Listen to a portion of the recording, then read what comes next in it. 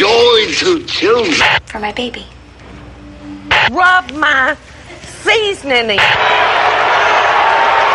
My name is Brad, and I'm a conservative Republican. Last summer, I happened to come across a video on the internet about the World Trade Center collapse on September 11th. As a kind of demolition hobbyist, I downloaded it and watched it. The title was Painful Deceptions by a guy called Eric Hufschmidt. The video made me angry. I was determined to prove the maker of this video wrong. I purchased DVDs about 9/11 from CBS and PBS Nova, including one made by the Naudet brothers. These were considered the official videos. And after watching them carefully and researching thousands of websites and archives on the internet, literally not sleeping for an entire week, I realized that the official story, not Eric Hufschmidt's Painful Deceptions, was unprovable, unsubstantiated, absolutely wrong. What you're about to see is information you should already know. Our news reporters, government, and media should have made all this material available to every one of us. Ask yourself why you've never seen it on TV. This is as close as we can get to the base of the World Trade Center. You can see the firemen assembled here, the police officers, FBI.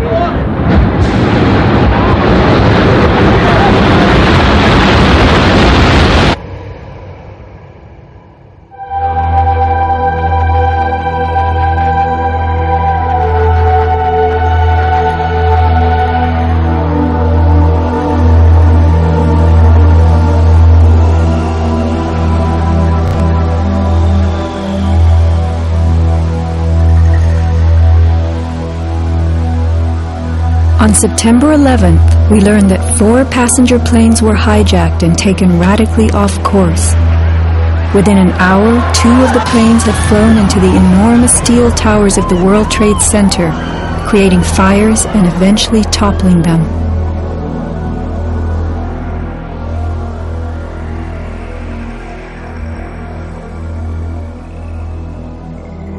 Dazed by the news, the American public soon believed the fires in the towers had burned so hot they caused the steel frames of the buildings to give way.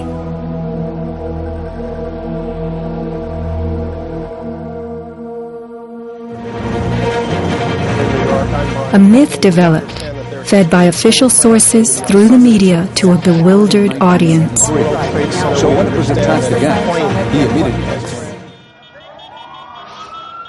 Elements of the myth. The impact of the airplanes, gallons of burning jet fuel, steel melting, the buildings failing and suddenly imploding.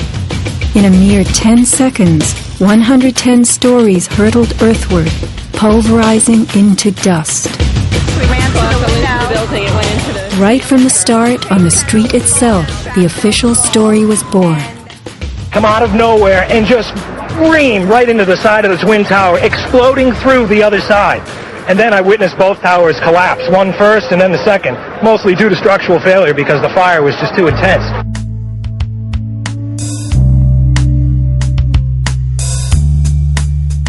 The myth bled into the FEMA report and was echoed by the experts. It was the combination of the impact load doing great damage to the building, followed by the fire that caused collapse. John Skilling and Les Robertson were the structural engineers who designed the streamlined steel frames of the Twin Towers in the 1960s. Because a wayward Army bomber flew into the Empire State Building in 1945, the towers were built with skyscraper crashes in mind. The airplane we were envisioning was the largest airplane of its time, flying slowly and low, lost in the fog. We designed the buildings to take the impact of the Boeing 707 hitting the building at any location. But the aircraft that hit the towers was a Boeing 767, heavier than a 707, fueled for a transcontinental flight and traveling fast. 707s and 767s are comparable. The maximum takeoff weight of a fully loaded 707 is almost 334,000 pounds. As airplanes only carry the fuel load they need, the smaller Model 767s that struck the towers were not, in actuality, maximally fueled or close to their maximum takeoff weight. As to the fires, listen to Chief Oreo Palmer from his radio on the South Tower's 78th floor. Right above 1-5, we got tons isolated pockets of fire. We should be able to knock it down with 2 lines. Where you know that? 78th floor.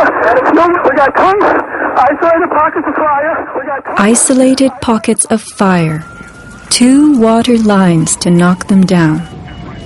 FEMA's executive summary relays that much of the fuel in the planes, jet-grade kerosene, was consumed by the initial fireballs and the following few minutes of fire. It then tells us that the burning jet fuel spread between floors and ignited the building's contents, causing more fire and generating heat. This was somehow enough to bring down the tower's 47-column steel core, 236 exterior columns, and thousands of steel trusses all at the same time.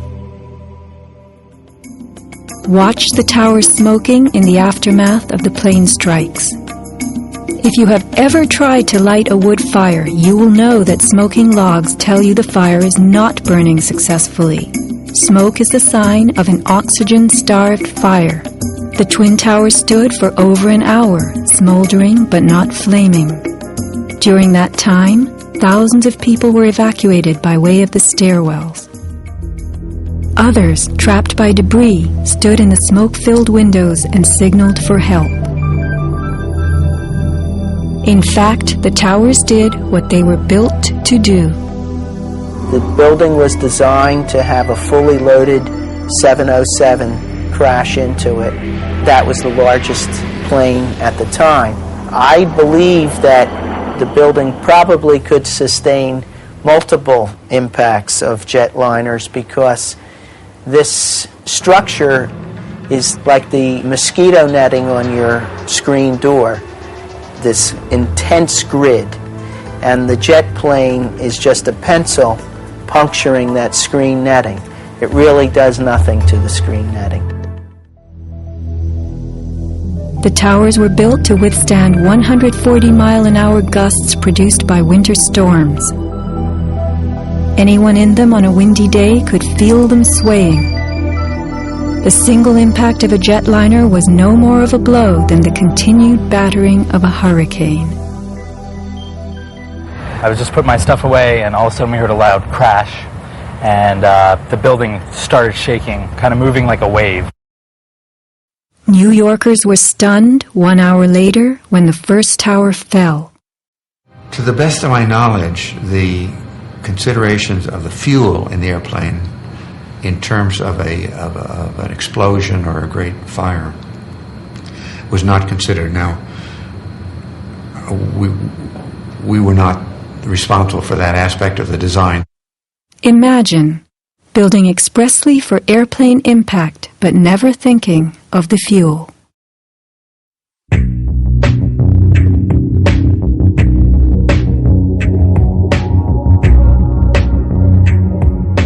Never before in the history of the world has a steel building collapsed due to fire. I have not seen, until recently, a protected steel structure that has collapsed in a fire. True infernos have raged hot and long in steel-framed buildings, but not one of the buildings ever came down. In 1975, the World Trade Center's North Tower suffered a nighttime fire that flamed for 3 hours, spreading vertically from floor to floor. It burned twice as long as the fires of 9/11 without even a hint of a building collapse. In February 2005, the Windsor Tower in Madrid, a skyscraper undergoing reconstruction, sustained a 20-hour fire. This is what was left, a standing building strong enough to support a crane. Compare a 20-hour inferno to 90 minutes of smoke.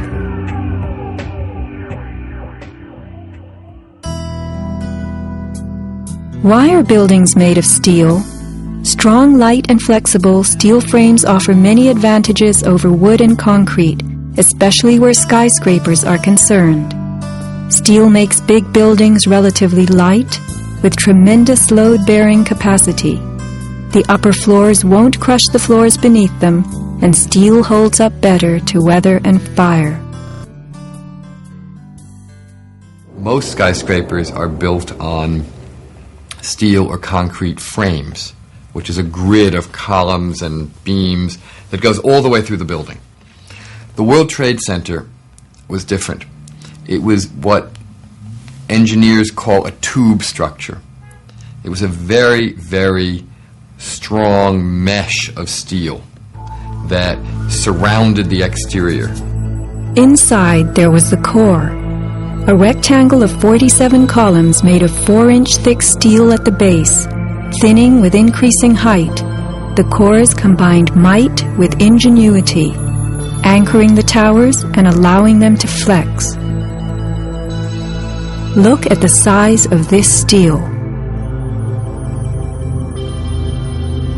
Solid, prefabricated floor assemblies, welded metal floor pans placed on top of trusses both welded and bolted to the vertical frames.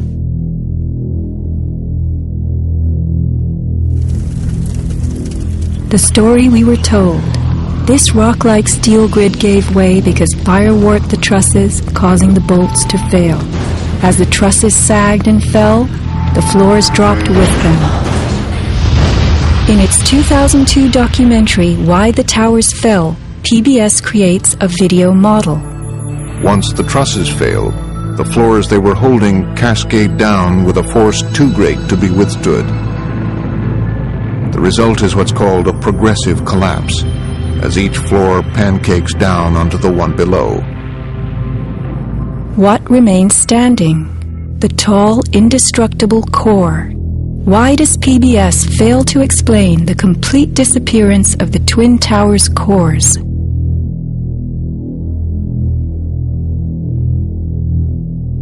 The official story's central thesis is based on heat, temperatures high enough to weaken steel. But people in the towers did not report such heat. Think about it. Neither steel, concrete, nor glass can burn. So what in those buildings could have burned to make such heat? How do these firefighters describe the collapse of the North Tower? We started running, floor by floor, instead of popping out. It was if they had detonated. Detonated. They were planned to take down a building. Boom, boom, boom, boom, boom, boom, boom. All the way down. I was watching it and running. And others give similar descriptions. At 10:30, I tried to leave the building, but as soon as I got outside, I heard a second explosion and another rumble and more smoke and more dust. And then a fire marshal came in and said we had to leave because if there was a third explosion, this building might not last. Like, it sounded like gunfire, you know, bang, bang, bang, bang, bang, and then all of a sudden, 3 big explosions. Started walking down the stairs. We made it to the 8th floor. Big explosion. Flew us back into the 8th floor. Do you know if it was an explosion or if it was a building collapse? To me, it sounded like an explosion, but it was a huge explosion. Chief Albert Turry told me that he was here after the events that took place this morning. He tried to get his men out as quickly as he could, but he said that there was another explosion which took place, and then an hour after there was another explosion in one of the towers here. So according to his theory, he thinks that there were actually devices that were planted in the building. Reports of bombs in the buildings, explosions. A CBS reporter to Dan Rather. But I was coming toward the World Trade Center looking for CBS crews and asked a firefighter if he saw any. All of a sudden, there was a roll, an explosion, and we could see coming at us a ball of flame stories high. Listen to the sound of a large explosion right before the South Tower begins to fall.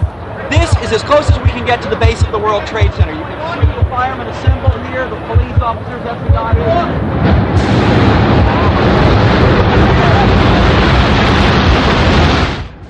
Sound reaches us after what we see.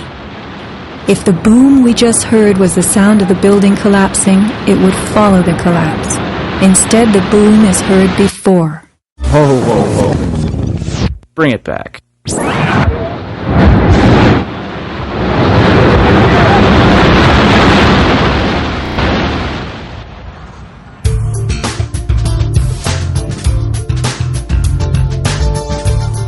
Let's consider the characteristics of steel. Steel is an alloy of iron containing added carbon for flexibility, workability, and strength. In the days of old, blacksmiths heated iron till it was red and pounded it for hours to form it. Horseshoes, knife blades, and plowshares were typical creations.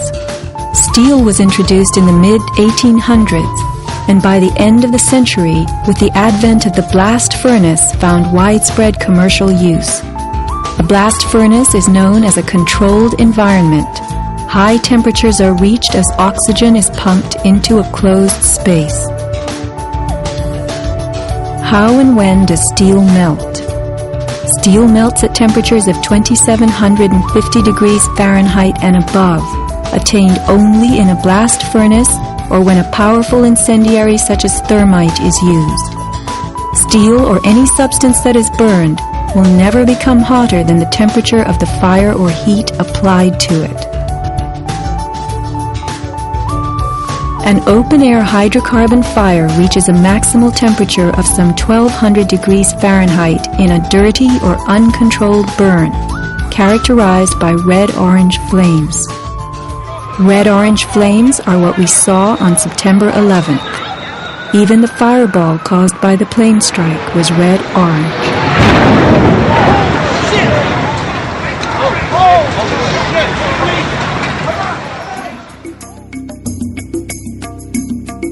A controlled burn falls between a dirty burn like a fireplace and a controlled environment, the blast furnace. A controlled burn employs a regulated mix of air and fuel, an example being your gas stove or the engine in your car. You can fire up your gas stove all day long, making soup, roasting a duck, or simmering a stew. Made of steel, your stove will not melt, and nor will your pots and pans. This is a kerosene heater designed for use in any ordinary house. The heater runs on jet-grade kerosene contained in this tank. Made of steel, the heater can operate all night and all day. The kerosene fumes ignite and burn inside it, never causing even the smallest part of this heater to weaken or melt. Yet we were led to believe that these tremendous buildings, framed in steel and surfaced in aluminum, totally collapsed from small scattered fires and 90 minutes of smoke. MIT engineering professor Thomas Eager's 2001 paper is officially considered the academic standard for explaining the World Trade Center collapses. In it, he tells us that steel loses half its strength at 650 degrees Celsius, and that the fires that day did not get much hotter than this. He stresses, however, that the fires did not burn evenly. It was the uneven temperatures that caused the steel to deform and some of the floors to fail. These falling floors brought down the whole building. While it was impossible for the fuel-rich diffuse flame fire to burn at a temperature high enough to melt the steel, its quick ignition and intense heat caused the steel to lose at least half its strength and to deform, causing buckling or crippling. This weakening and deformation caused a few floors to fall, while the weight of the stories above them crushed the floors below, initiating a domino collapse. In plain language, straight from MIT.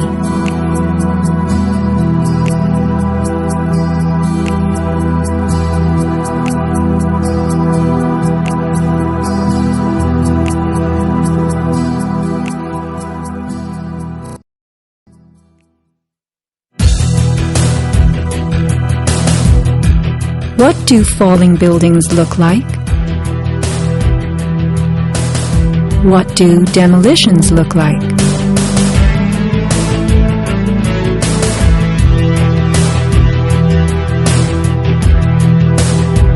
We are seeing typical implosions, characterized by gutting a building's base and then pulling it into itself.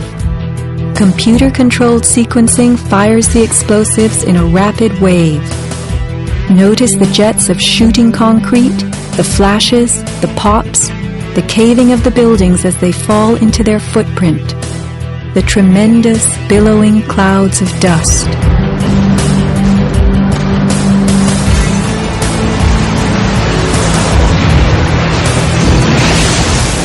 Now let's look at the collapse of the Twin Towers.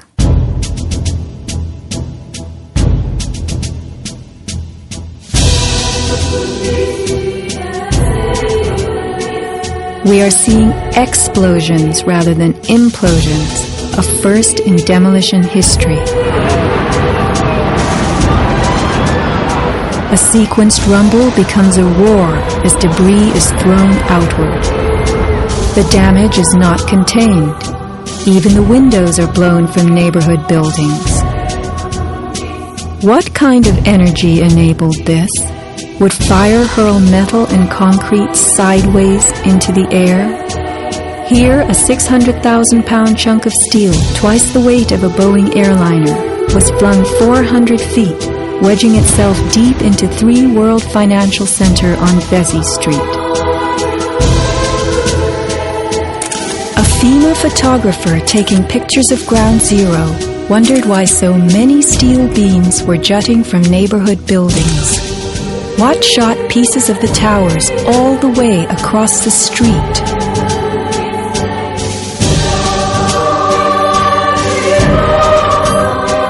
In April 2006, New Yorkers were distressed to learn that bone fragments, human remains from 9/11, had been found on the roof of the nearby Deutsche Bank building. How in God's name did those fragments get there?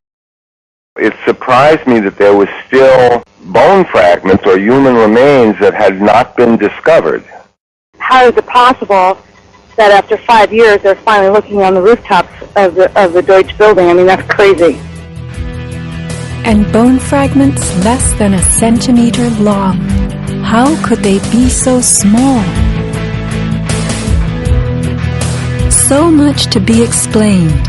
Why did the South Tower fall first when it was the second tower to be hit? Watch the top of Tower 2 leaning outward, about to topple. Then, suddenly, it disintegrates in midair. What causes this giant slab of steel and concrete to turn into dust before our eyes?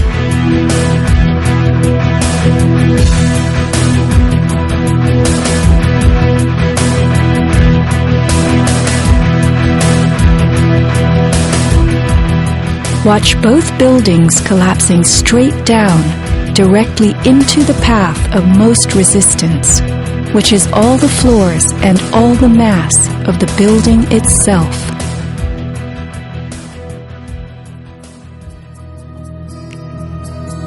The World Trade Center towers came down in approximately 10 seconds.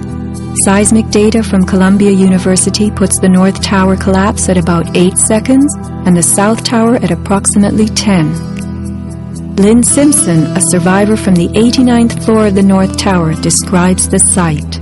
And I saw the Trade Center literally collapse in upon itself floor by floor by floor, and it took seconds for it to happen. It was a massive building, and it just pancaked. 10 seconds. These are 110-story buildings coming to Earth at near free-fall speed, the rate at which an object drops through air. The lower floors would need to give way completely as the floors above them fell. Can a person walk through a closed door as quickly and smoothly as one that is open? A 10-second collapse means the upper floors encountered no resistance from the undamaged floors beneath them. Watch the demolition wave rushing straight down.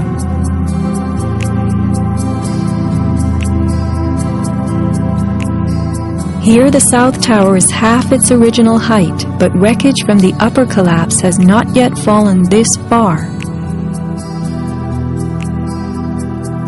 We are watching a demolition moving faster than gravity itself, a building bursting into powder from top to bottom.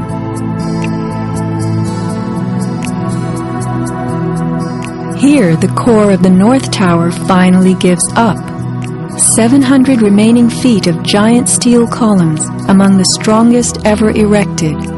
What force acts upon the core to make it all of a sudden disappear? Professor David Ray Griffin is the author of Debunking 9/11 Debunking.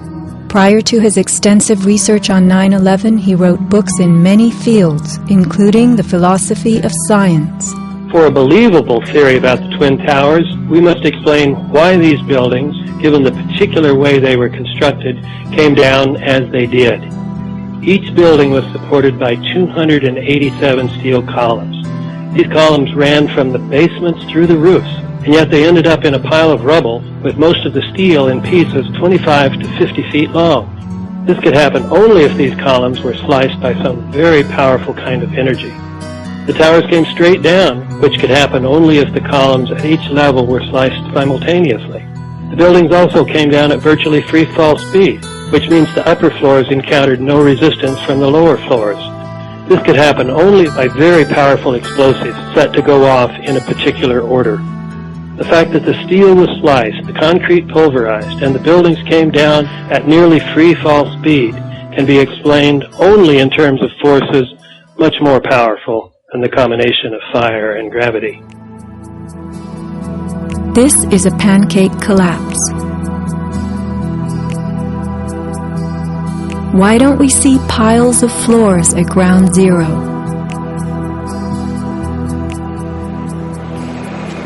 And paper blown everywhere. Wouldn't a pancake collapse have trapped the contents inside? What blew this paper all over New York? If you were to drop a billiard ball from the top of the Twin Towers, it would hit the ground in just over 9 seconds, the average time it took for the towers to fall. Helped by gravity and falling through air, the ball will gain speed. The calculation for a pancake collapse of 110 stories, with each floor pulverizing to get out of the way, is 96 seconds. In the real world, with the floors creating resistance, how would a pancake collapse occur in 9+ seconds, as fast as a ball falls through air?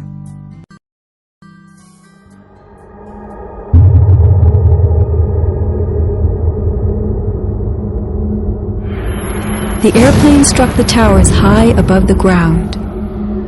But down in the lobby of the North Tower, marble facing flew off the walls. The windows shattered, all the glass blown out. Right away, a guy from the Port Authority told him the damage was somewhere above the 78th floor. But all you had to do was look around. It was obvious. Something had happened right there in the lobby. You just saw that all the windows were blown out. The lobby looked like the plane hit the lobby. Like the plane hit the lobby. What caused so much wreckage in the lobby?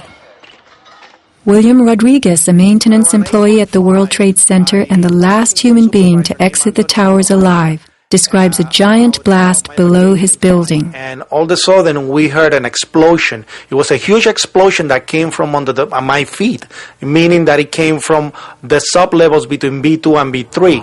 And then there was a huge explosion at the top of the building. You could hear the difference from the bottom and all the way through the top. The one from the top, which was actually seconds after, was heard very far away. The one at the basement was pretty loud, and you felt your actual feet moving with the floor. The tremor that is sent through the floors, that the walls cracked and the false ceiling totally collapsed. And that's when a person named Felipe David came running into our office saying, "Explosion, explosion, explosion." And when I saw him, he has all his skin pulled from under his armpits and missing pieces on his face. An explosion deep down in the tower before the plane crashed 95 floors above. Others lived to report enormous explosions below the towers. Construction worker Philip Morelli was in North Tower's sub-basement 4 at the time of the first plane strike. I go downstairs, the foreman tells me to go to remove the containers. As I'm walking by the main freight car of the building, in the corridor, that's when I got blown. I mean, the impact of the explosion, of whatever happened, it threw me to the floor, and that's when everything started happening. Blown to the floor. Let's hear what happened next. I was racing, I was going towards the bathroom, all of a sudden, I opened the door, I didn't know it was a bathroom, and all of a sudden a big impact happened again, and all the ceiling tile was falling down, the light fixtures were falling, swinging out of the ceiling, and I come running out the door, and everything, the walls were down, and now I started running towards the parking lots. There was a lot of smoke down there, there was a lot of people screaming. People came with us running up the ramps. Philip then ran underground to the South Tower. You know, you got to go clear across the whole from 1 to 2 World Trade Center. You know, I mean, that's the way you got to run. And then all of a sudden, it happened all over again. Something else hit us to the floor. Right in the basement, you felt it. Walls were caving in. Everything that was going on. I mean, I know of people that got killed in the basement. I know of people that got broken legs in the basement. People that got reconstructive surgery because the walls hit them in the face. Engineer Mike Pecoraro in the 6th sub-basement found the parking garage and machine shop reduced to rubble.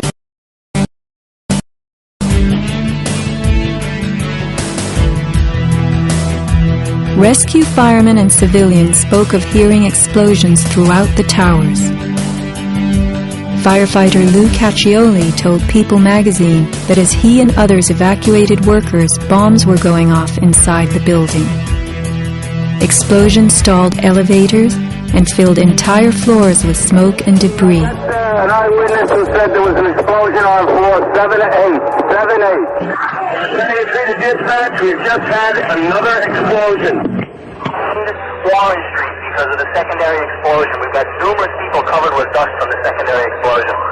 And we got another explosion on the tower, 1013. 1013 Tower 2 has had a major explosion and what appears to be a complete collapse surrounding the entire area. Who's involved in the secondary explosion?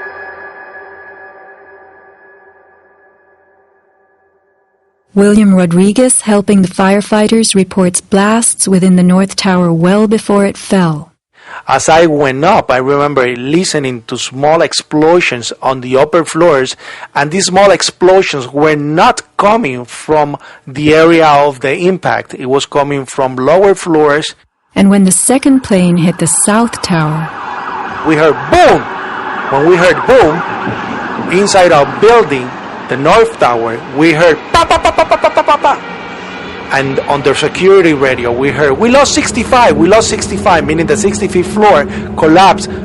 And as we went down the stairwells, you could hear the actual collapsing inside the buildings. You heard rumble, you heard the cracking of the walls, I mean pieces falling right next to us of the actual building.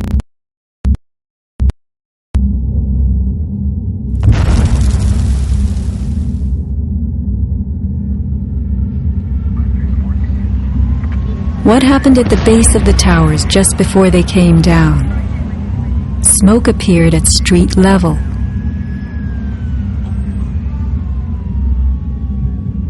This video was shot from New Jersey. An explosion is heard as white smoke rises at the base of the building.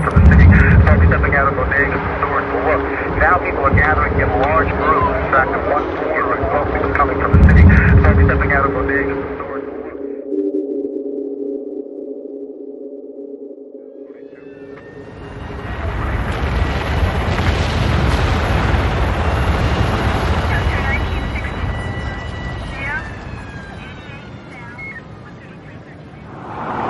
Watch the camera shake on its tripod as a large energy source rocks the ground.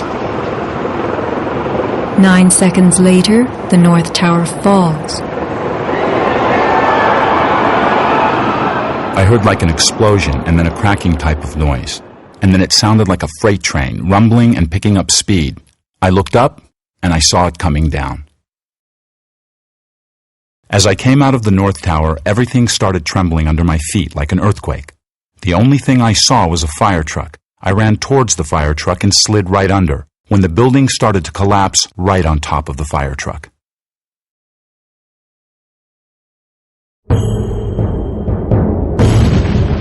Across the Hudson River, Richard Siegel was filming an astonishing day. The sound meter of Richard's camera caught something very significant.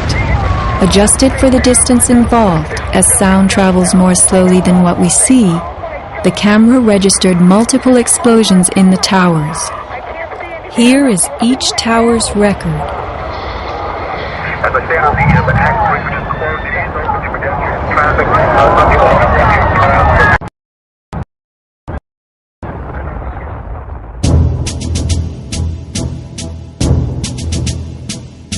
Let's look carefully at the collapse itself. Notice the puffs of concrete issuing from the sides of the building well ahead of the collapse wave. Called squibs in demolition language, these are actual explosives, charges firing visibly through the exterior as gravity pulls the building down.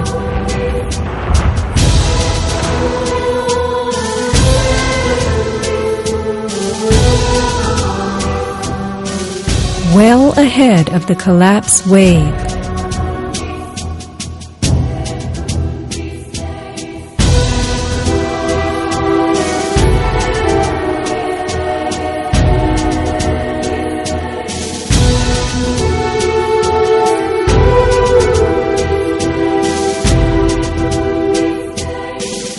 Row after row of explosions.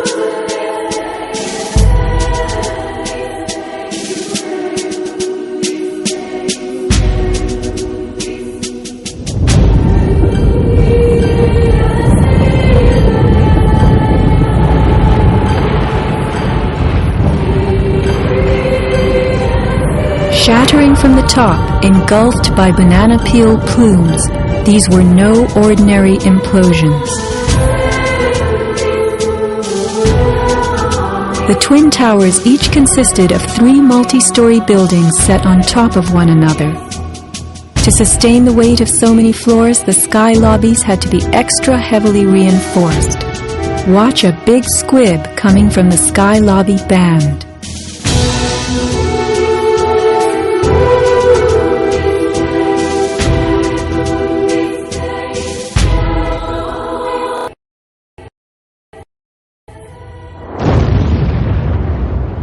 A powerful blast produces what is called a shock wave. Explosions generate extremely high compressional waves that exceed the limits of surrounding air and space, creating a violent force. When the debris started coming down, I was right in the shadow of the South Tower. I was less than 100 yards away. Everybody saw the video over and over again of that cloud chasing people down the street. It was like a tornado. It was like being hit by a wave at the beach, but the wave was intense, it was hot, it was noisy. It was like getting hit in the back by gravel. Blocks, like somebody had picked up handfuls of rocks and was just throwing them at you. And the noise kept coming and coming, and one second I was running, and the next second I was flying. I was just, I had no control over my feet, no choice as to what direction I was going. I was in the air, and it seemed like I was being followed by this tornado of darkness. The South Tower fell first. This is the shockwave blast as it rocks the tower next door.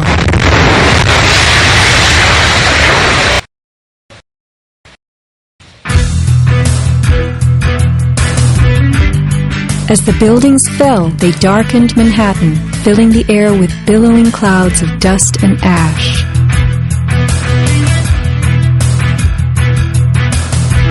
What produces these huge, scudding, cauliflower-like masses of slowly moving dust? A volcano.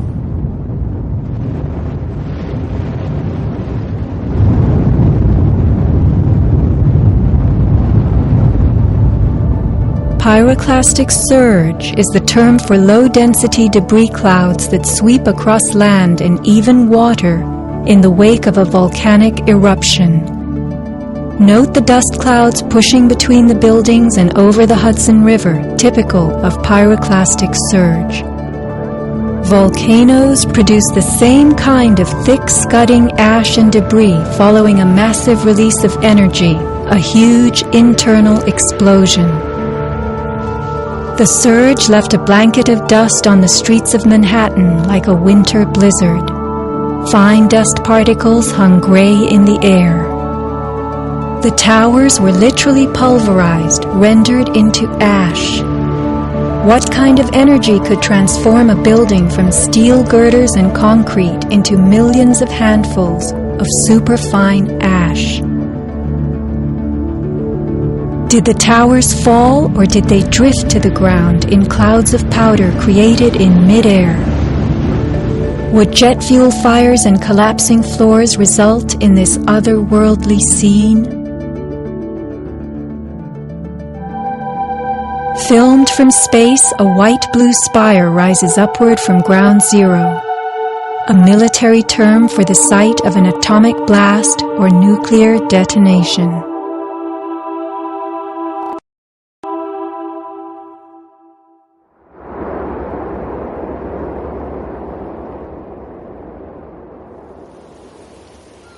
On the southern tip of Manhattan, surrounded by water, huge retaining walls were built below the World Trade Center to hold back the ocean and Hudson River. The bathtub, as it was called, held 7 levels of parking garages, maintenance rooms, and the New Jersey Path train station. After September 11th, the 3-foot-thick slurry walls were found to have shifted up to 18 inches inward. These walls are coming in. These walls hold back the river. So if these walls cave in, this place is going to get flooded out by the river. Let's think about this. A pancake collapse should have left the foundations in place. They had always borne the weight of 110 floors.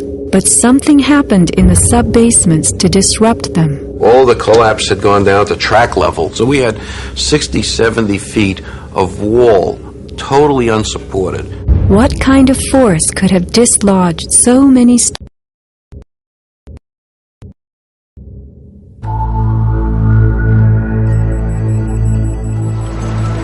The ground continued to burn. You'd get down below and you'd see molten steel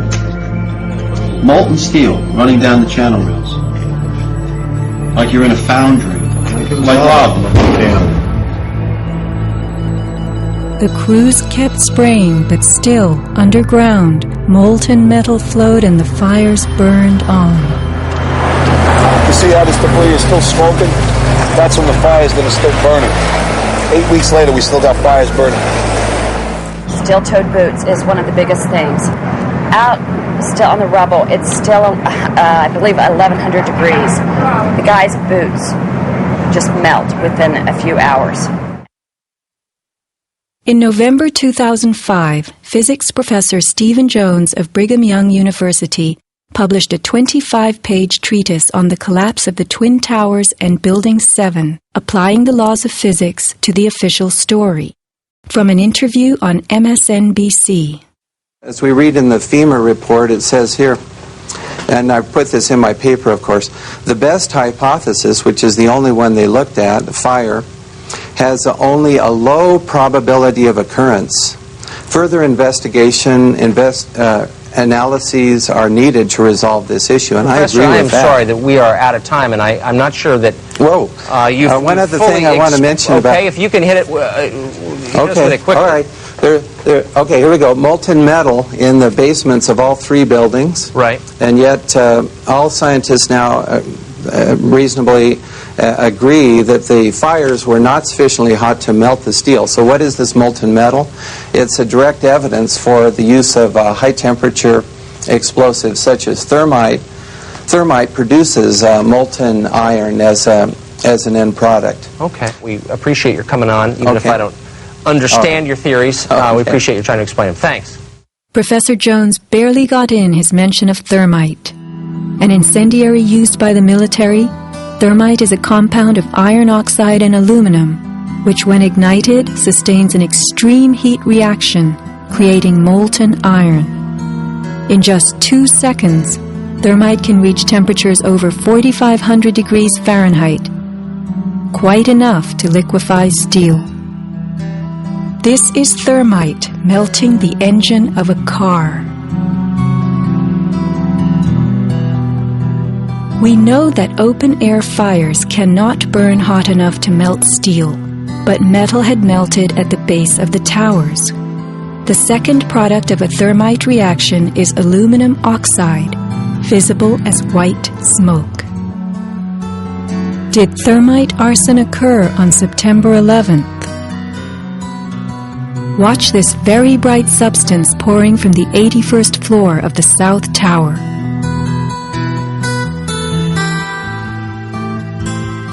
And white smoke appeared at the base of the building. Would this be aluminum oxide, the byproduct of a thermite reaction? Appendix C of the FEMA report describes sulfur residues on the World Trade Center steel. The New York Times called this the deepest mystery of all. Sulfur slightly lowers the melting point of iron, and iron oxide and iron sulfide had formed on the surface of the structural steel. Sulfur used with thermite is called thermate, producing even faster results.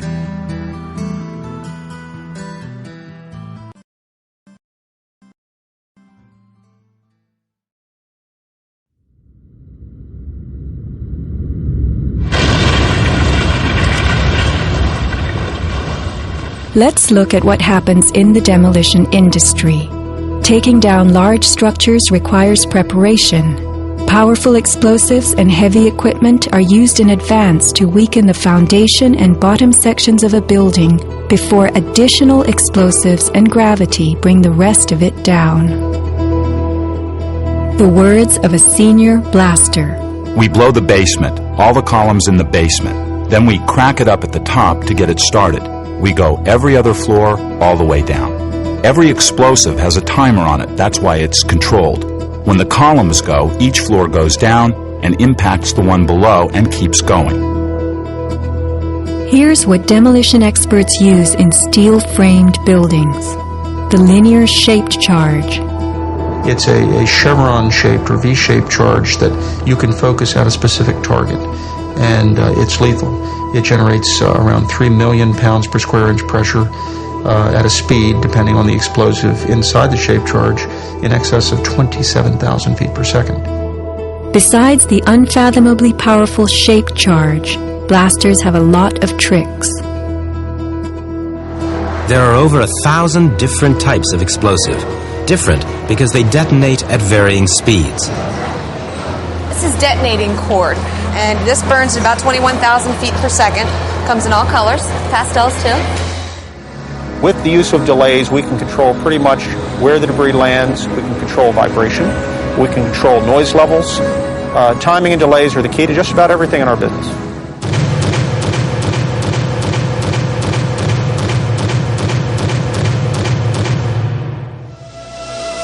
And what is the result? The thing that pleases me is the fragmentation and the control. I wanted to take a building and break it up into millions of pieces and put it in this basement as artfully as we do it, and it works just like clockwork. So we've got it all down to a science. It gives me.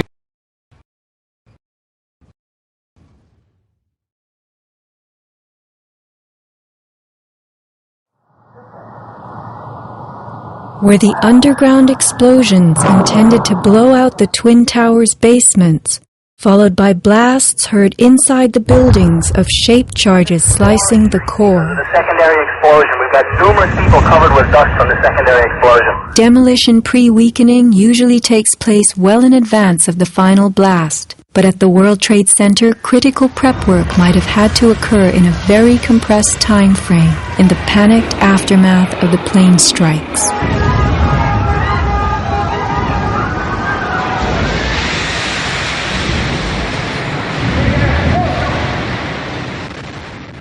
These core columns were discovered after the collapse. The angled cut occurs in exactly the manner that shaped charges slice through steel beams to control the way they fall. Notice the hardened once-liquid metal. Was thermite used with the shaped charge? The job of the shaped charge is to cut steel H-beams. The way we do this is by cutting the beam at an angle, which, through a series of beams cut at the same angle, will tend to make the building shift over and walk. Let's look at the rubble of two 110-story buildings brought to the ground. In a 7-story crater lie over 1 million tons of debris. Had the basements not been blown out, where would the rubble have gone? Heaped on the ground, ready to slide and spill? The art of controlled demolition.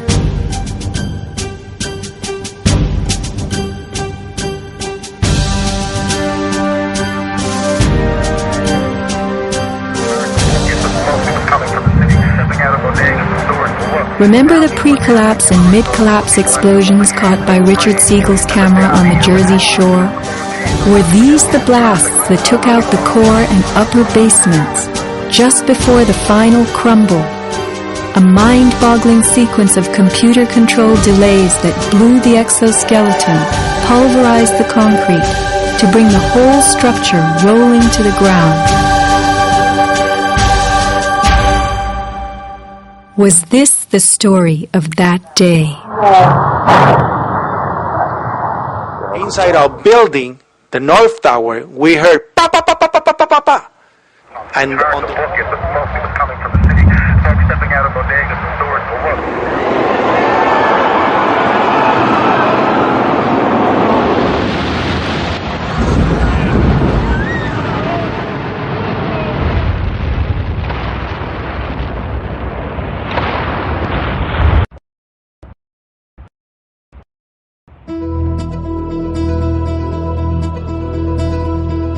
Some people appear to have known the imminent future on that fateful day.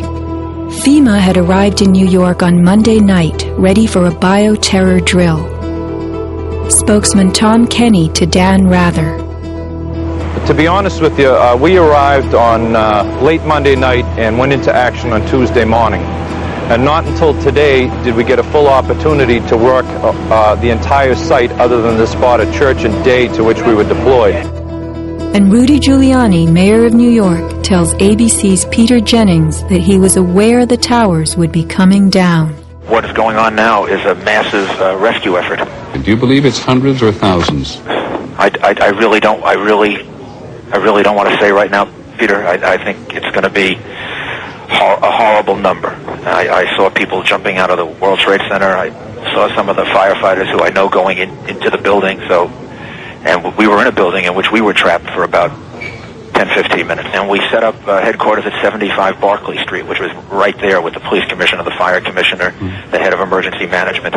And we were operating out of there when we were told that the World Trade Center was going to collapse. The World Trade Center was going to collapse. It was going to collapse. It was going to collapse. Similarly, Larry Silverstein, new leaseholder of the World Trade Center, seems to have stated that a decision was made to pull Building 7 by the end of the day, the last structure added to the World Trade Center complex. Let's hear Mr. Silverstein's actual words, delivered for our benefit in the 2002 PBS documentary America Rebuilds. I remember getting a call from the fire department commander telling me that they were not sure they were going to be able to contain the fire. And I said, we've had such terrible loss of life. Maybe the smartest thing to do is pull it. And they made that decision to pull, and then we watched the building collapse.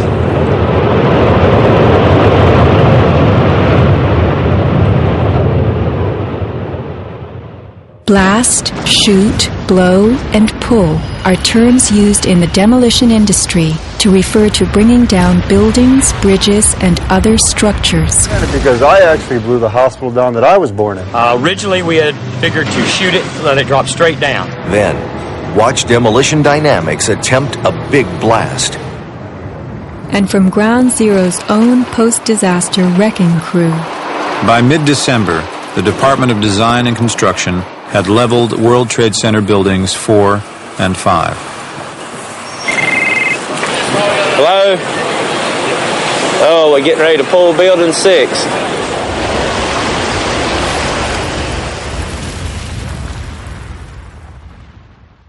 Silverstein, a commercial real estate tycoon with international political connections, acquired a 99-year lease on the World Trade Center complex in the spring of 2001. Throughout the summer, he reworked the insurance policies on his new property, making sure that it was covered for acts of terrorism. Explicit in the lease agreement was Silverstein's right to rebuild the complex if it were destroyed. After 9/11, Mr. Silverstein fought his insurers in court to obtain double his policy limits for the destruction of his property, maintaining that the double hijacking constituted 2 disasters caused by terrorists, not just one. In all, he collected over $8 billion, a magnificent return on his original $14 million investment. My first reaction is to think about the families of those people, the tragedy, the magnitude of it. However, I firmly believe that we should rebuild.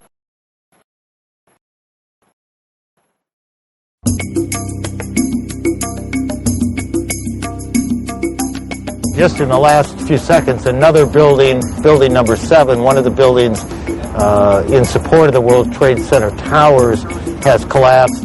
World Trade 7, functioning as the command center for the complex, housed giant diesel backup and oxygen systems, the mayor's protected emergency bunker, and offices for the CIA, Secret Service, Department of Defense, and Securities and Exchange Commission.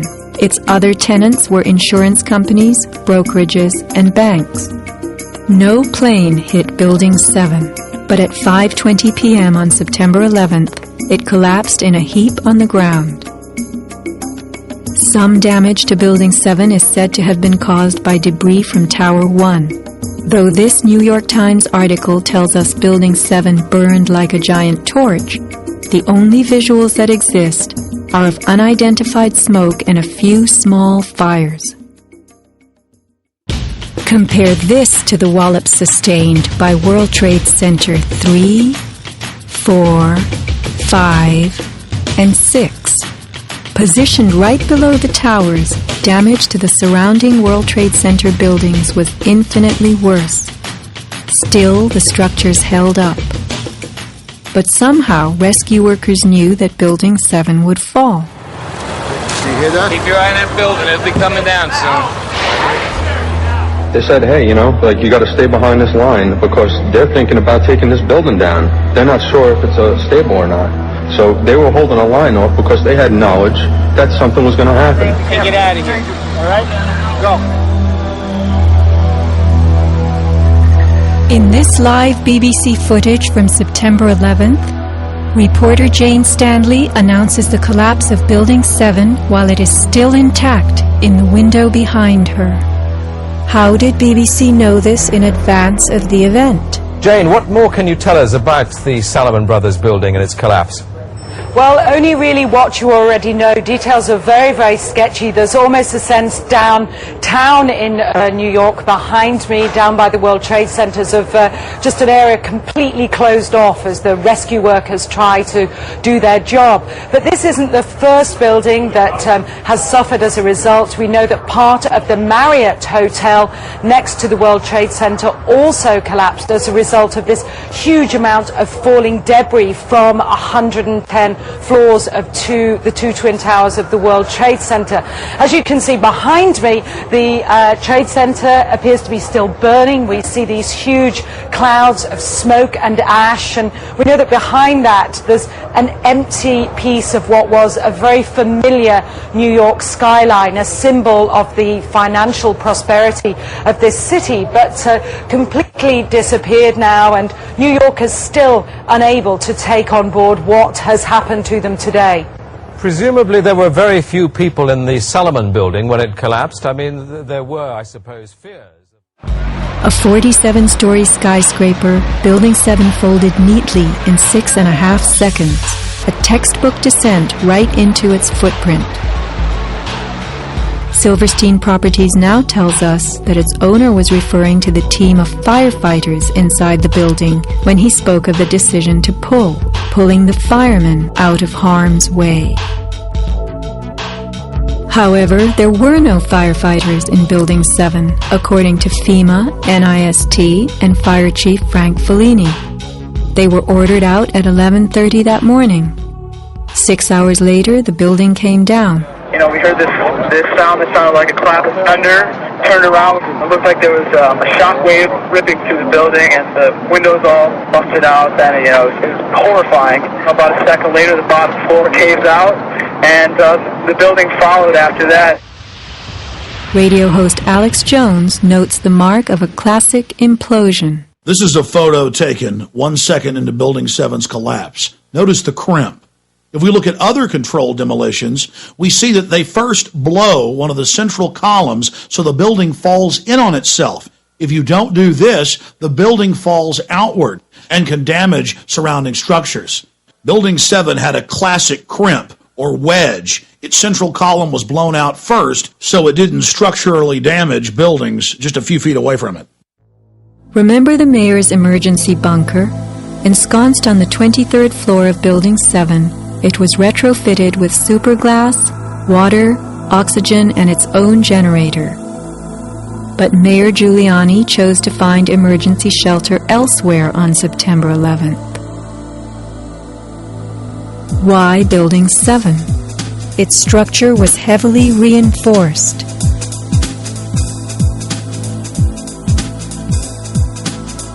As the WTC command center, was it the hub for the 9/11 plan?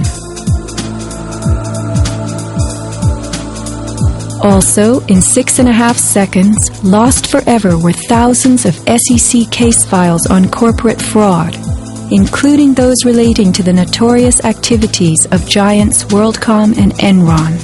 A few indictments for stock fraud, but what of the $70 billion California electricity swindler?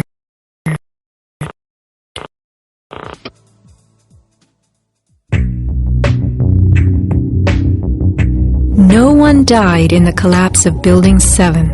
It was vacated well in advance of its implosion, but not the Twin Towers. Why weren't police, firemen, and civilians in these buildings told what to expect? Tragically, employees in the towers were advised to return to their offices. The announcement came on that everything was fine. Tower 1, they were evacuating, but Tower 2 was fine, and we could go back to our offices. We were about to go through the turnstile. The security guard says, "Where you guys are going?" I said, "Well, I'm going home because I saw fireballs coming down." He said, "No, your building is safe. It's secured. It is safer to stay in your building. Go back to your office." Stanley Prayamnath returned to the 81st floor. Then, I just happened to raise my head looking straight towards the Statue of Liberty, and what I saw was a giant airplane coming straight towards me. the South Tower was hit between the 78th and 84th floors. Trapped on the 81st floor by crushing debris, Stanley was rescued by Brian Clark. Slowly and painfully, they made their way down a stairwell to freedom. Outside, Stanley had a feeling of uncanny prescience for what was to come. And we peered through the railing up through the trees at the tower, and Stanley said, "You know, I think that tower could come down." And I don't know why I'm telling this man this building is going. But I knew it was not over. I said, "There's no way. That's a steel structure. That's just draperies and carpets and furniture burning. You know, there's no way." And I didn't finish my sentence when the tower started to slide. And I can still remember hearing, first of all, this boom, boom, boom explosions.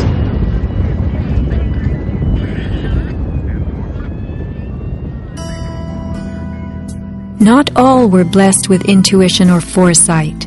Joseph Milanowicz reached his son Greg by cell phone. Greg at that time, I could tell by his voice, was scared. He said to me, "Dad, can you get in touch with someone and tell them that there's about 20 of us on the northeast corner of the 93rd floor." Greg had been about to leave the South Tower after the North Tower was attacked, but was told it was safer to return to his desk. couple of times. He said, "Why did I listen? Why did I listen?" Who was a director in the company that provided electronic security for the World Trade Center and Washington's Dulles Airport, both involved in September 11th? None other than the president's younger brother. From 1996 to 2000, Securacom installed what was referred to as a new security system at the World Trade Center. Wirt D. Walker III, a cousin of the Bush brothers, was CEO of Securacom from 1999 until 2002. Interestingly, these facts have not been made public. Was it only a security system that was added during those years, or was it also the wiring for a long-awaited plan? Scott Forbes, an IT specialist in a firm that had leased space in the South Tower since its erection, reported an unprecedented power down in his building for almost the whole weekend prior to 9/11. We were notified 3 weeks in advance of the power down by the Port Authority. That was relatively short notice to plan to shut down all of our banking systems. It was a big deal. It was unprecedented. We had a data center on the 97th floor, so our originating servers were all there. During that weekend, the power down meant that there was no security. The doors were all open, basically. And also the security video cameras were all off. But there were guys in overalls carrying huge toolboxes and reels of cables walking around the building on that weekend. Employees were notified that internet cables were being upgraded. But who were the strange workmen, and what were they really doing? All the power was shut down. If there was a power down, that meant that everything was gone in terms of security, in terms of access to the building, so anybody could have gone there and do any kind of setup. Having worked overtime to get his company's servers back up, Scott took the day off on September 11th. As he watched the towers collapse from New Jersey that morning, he was sure this had been the purpose of the mysterious weekend work. Scott notified many authorities, including the 9/11 Commission, about the unusual and lengthy power outage, but was ignored. Ben Fountain of Fireman's Fund spoke of unusual evacuations ordered at the Twin Towers during the weeks before September 11th. Others reported that the security alert was inexplicably lifted 5 days prior and bomb-sniffing dogs were removed. What would the dogs have discovered had they remained on duty?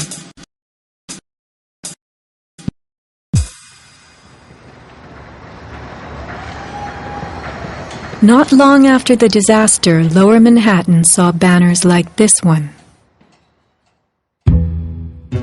Although they were idolized as cathedral-like symbols of power and triumph that pierced the New York skyline, the Twin Towers were big money losers for the Port Authority of New York.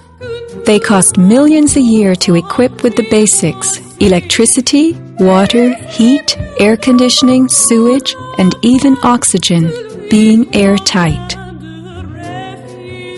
As modern communications connected traders from all corners of the globe, tenancy in the Twin Towers continued to drop.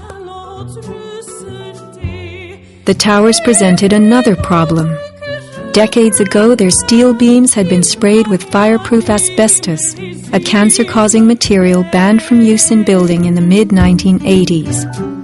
Although the World Trade Center complex was given several waivers, it was expected to clean up its act. But to remove the asbestos from every supporting beam in the Twin Towers would have been almost undoable.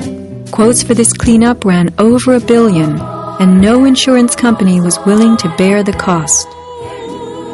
An urban renewal project of unfathomable proportions.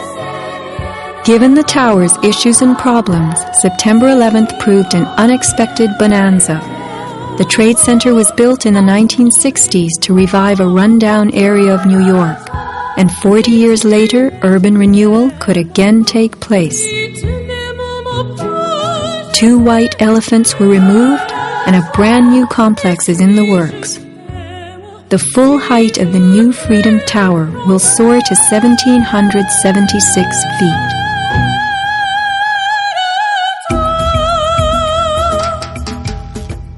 The suffocating dust that engulfed Manhattan was much more than dust. It was pulverized concrete, glass, metals containing lead, mercury, dioxins, benzene, and of course asbestos. None of that was healthy for any living thing. Today, thousands of rescue workers have developed lung cancer and serious permanent health conditions. And the rescue dogs continue to die. What you had was a ground-level municipal incinerator that smoldered for months, burning up the most heavily computerized building in the world.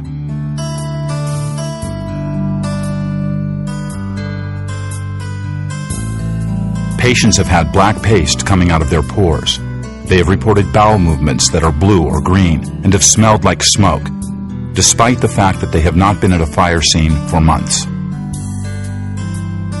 Only 3 days after September 11th, Washington instructed the EPA to declare Manhattan safe and reopen Wall Street, though the air remained toxic. A federal judge is blasting the former head of the Environmental Protection Agency for telling New Yorkers it was safe to return to their homes and offices near Ground Zero soon after the 9/11 attacks. The judge called Christine Todd Whitman's actions, quote, conscience shocking, and refused to grant her immunity. It was documented that the White House ordered EPA to tell these lies, to downplay the seriousness of the environmental hazards. In addition, 9/11 first responders who have fallen ill and applied for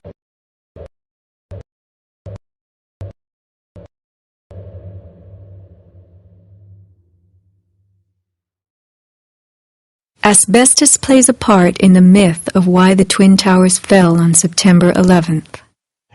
The steel had been sprayed with a lightweight fireproof foam, which, while cheaper, was much less adhesive. The New York Times has reported that the foam fell off easily, and the Port Authority had been fixing and replacing missing sections in the months before September 11th. But even if the fireproofing had been perfectly applied, the impact of the plane crashing into the North Tower was so powerful, it simply blew most of it off, allowing the fire to attack the steel beneath. Once the planes hit, whatever condition it was in before the fact, made no difference because an impact would knock it off and the fire would have devastating effects on the steel. One good smack from a jet plane and the puffs of asbestos are all blown off the steel. Would a few hundred doors slamming do the same thing? Here, the History Channel tells us how, due to poor fireproofing, flames swept through the pockets between floors. As much of the fireproofing had been dislodged on impact, the flames were attacking unprotected steel. When steel is not protected, the strength reduces very fast. When you get to about 1100 degrees Fahrenheit, you lose about half the strength of the steel. The fire inside the towers may have reached temperatures of 2,500 degrees Fahrenheit. The New York Times has reported what happened to those steel floor trusses then. The steel did heat up and it became softer and softer, almost like licorice. And eventually, all the steel had been weakened in this zone. 40 years ago, the steel used to build the World Trade Center was certified by Underwriters Laboratories, a global product compliance and public safety guardian. Let's hear a lone voice that spoke out from this enormous company. My name is Kevin Ryan, and I'm formerly a manager at Underwriters Laboratories. I was fired from my job 5 days after sending a letter to a government scientist at the NIST, questioning the report that the NIST had recently released in October of 2004. I wrote this letter because I had serious questions about what I saw in the report. Those questions went back to September of 2001 when UL's CEO came to our location in South Bend. He told our entire staff that the World Trade Center steel had been certified by UL, and he said that we should be proud of how long the buildings had stood. Over the next 2 years, I did some research and found some very disturbing facts, including that the steel had been disposed of in an unprecedented manner. Once I discovered those facts, I sent a written question to UL CEO asking him about these things and what he was doing to protect our reputation as a company. He replied in writing to me that UL did, in fact, test the steel. He talked about the quality of the sample and how well it had performed in the tests. And he said that our company had tested the steel and that it had done beautifully. After that, he asked me to be patient and wait for the NIST report because UL was working closely with them. I saw this report in October of 2004, and in November I sent my letter to NIST asking for clarification. I felt it was an obligation on my part to ask the questions since no one else seemed to care to. After the 1993 bombing, the fireproofing in both buildings was updated considerably. But when you look at the NIST report, you don't see any testing that showed that a 767 would widely dislodge the fireproofing under any impact, let alone so far from the point of impact. So now we've been left with a new theory that is not really a theory at all, but only a collection of vague statements. The NIST report represents what can really only be called anti-science. They started with their conclusions and worked their way back to some leading hypotheses. When the results of the physical tests showed that the temperatures were far too low to soften steel, and that the floors could not have collapsed, and that the fireproofing could not have been widely dislodged, the NIST ignored these results and built a black box computer model that no one can argue with and that would spit out the right answers. Today, anyone who's conscious enough to know what's happening in the world knows that most government policy is being driven by this false story. Crack down and punish the perpetrators of this attack. This is being seen on Capitol Hill as another Pearl Harbor, as another Pearl Harbor, as another Pearl Harbor. The steel in dragon-like lengths and contortions spoke for itself, bent, deformed, without cracks. I found it hard to believe that it actually bent because of the size of it and how there's no cracks in the iron. It bent without almost a single crack in it. It takes thousands of degrees to bend steel like this. Typically you'd have buckling and tearing on the tension side, but there's no buckling at all. There's no buckling at all. Here is the meteorite, molten iron fused with concrete. And architects, engineers, people who work with steel, welders have just never seen the level of destruction and the level of deformation of this material in our lives. It is true that heat expands steel. In a fire, steel members may swell and bend slightly. But this, how could these huge tangles have been created? The steel below the towers had melted at many thousands of degrees. Since metal conducts heat, were these twisted remains formed by high temperatures wicking their way through a gridwork of steel?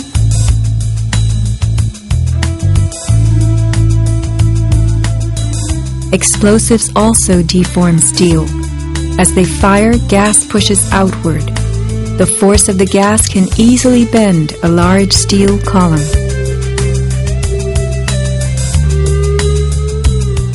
Two kinds of debris, huge shattered columns that could break a truck, combined with matter that was near pulverized. I haven't seen a door, I haven't seen a phone, I haven't seen a computer, I haven't seen a doorknob. You don't find a desk. You don't find a chair.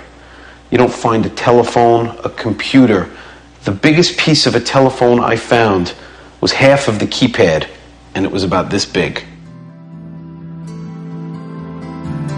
In 1886, 4 gold miners lost their lives in an underground explosion. The bodies of these 4 men were brought to the surface in one barrel. The biggest piece recovered was part of a foot. September 11th left over 1,100 bodies unaccounted for. At Ground Zero, this was found inside a length of steel. And before they sealed this up with the sheetrock and all the building materials on the interior face, The workers would sometimes put beer cans, and the newspaper that we found, the New York Times paper, we found in a similar spot.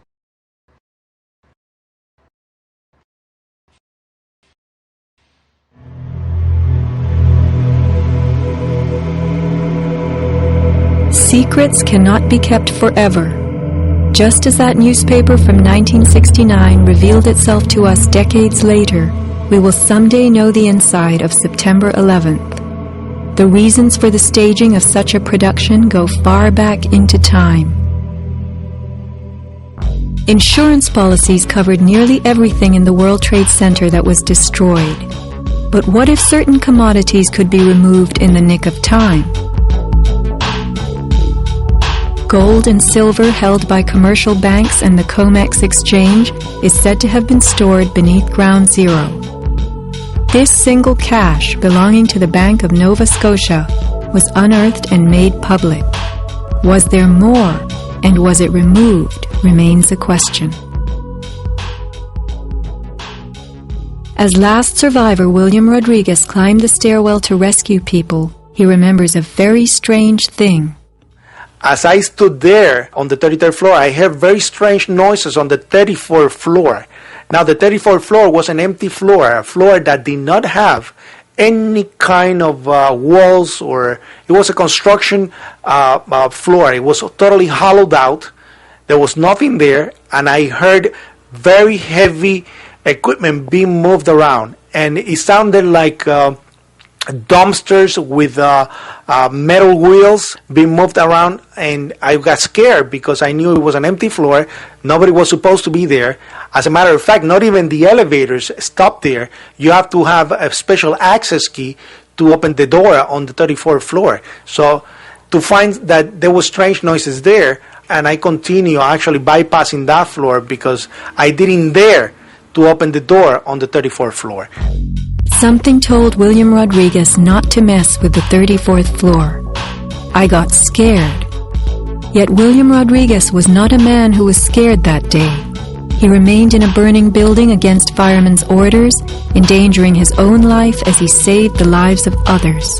What could have been happening on the 34th floor? For weeks, Scott Forbes had heard similar noises on the 98th floor above him. It must have been at least 4 to 6 weeks before 9/11. It was like rebuilding work going on upstairs. The tenants, the people from Aon who had been were moved somewhere else. The offices were just vacant. And there was a lot of heavy machinery building work going on. It was almost like pneumatic drills and lots of hammering, so much so that the floors were shaking. That's how noticeable it was. It was almost as if something heavy was being moved and then it was being taken off wheels, and it was like boom. Our floor underneath literally shook. You could feel the weight above you. That was how large it was. On one occasion, I opened the door to see what was going on, being nosy. When I opened the door, the whole office space was empty. There was nothing there at all. It was quite bizarre because it was just empty. Completely empty, barren, nothing, zero. Not even cables hanging from the ceiling, but there'd been these heavy noises and vibrations up above. It was really strange. And the noticeable dust in the building the week before. It was probably the week leading up to 9/11. Every morning I'd come in around 7 a.m. and the dust was incredible. It was filthy. It was like the cleaners weren't cleaning.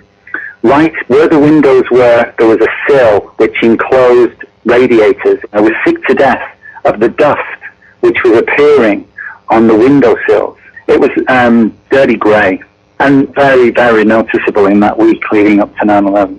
Where was that dust coming from? Grey dust Scott himself had to clean. Was it powdered cement? The steel columns of the Twin Towers formed an endo and exoskeleton. Had something been placed around the edge of the building, holes been drilled to contain it? Was the dust in those final days a telltale sign? As white elephants, the buildings were full of vacant offices. Tenants could be temporarily moved around for upgrades as Aon was, and a plan arranged to perfection. was the strange construction that could be heard but not seen, going on all over the towers? Larry Silverstein took possession 6 weeks before September 11th, when the strange construction began. Were the sounds that scared William Rodriguez the last of the rats as they left a sinking ship?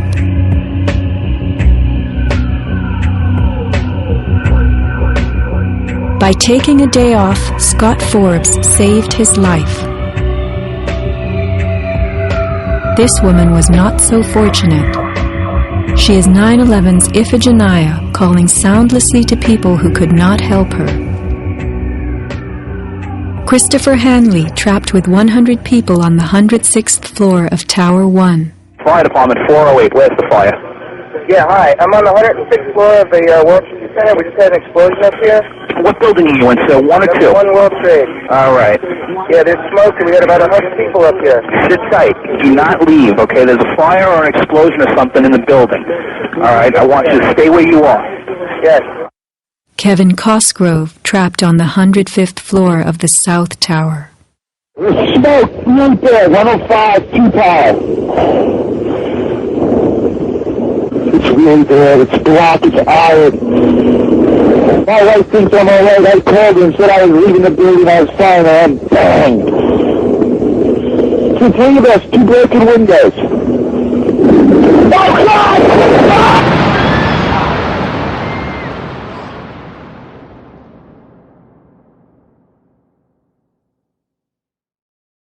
Let's not forget these people whose fate on this day was decided for them. As we know, secrets cannot